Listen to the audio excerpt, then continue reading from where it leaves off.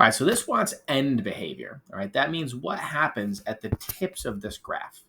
All right, and this says as x goes to negative infinity, the function, which is the y value, goes to infinity. So as x gets smaller and smaller, the y value is going to go up.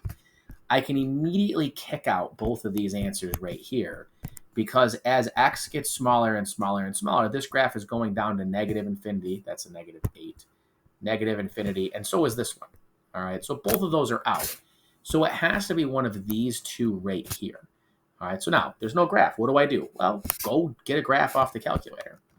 All right, so y equals, and that first one is x to the fourth plus 2x squared plus 1. And let's see what happens there. So we're going to hit graph because we need a graph.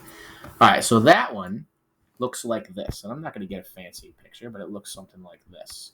As x gets smaller and smaller and smaller, that's going up to infinity. That's good. All right, so this part's taken care of.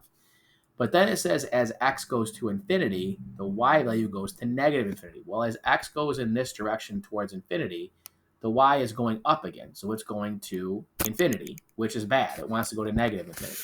So it can't be that one. So it has to be 3, but let's at least confirm it to make sure that we understand what's going on here. So I'm going to clear that out. And then I'm going to type in negative, get this out of the way here, negative x to the third plus 2x minus 6. And let's see what that looks like.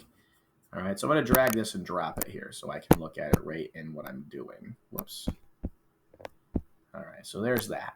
So as x goes to infinity, as x goes to negative infinity, so as x goes this way, it's going up to infinity. That's good. As x goes to positive infinity, so as x goes this way, it's going down to negative infinity. That's also good because that's what it says it's supposed to do. That's why it's choice number 3. All right, so you got to be careful with this. You got to read it and really look at what's happening.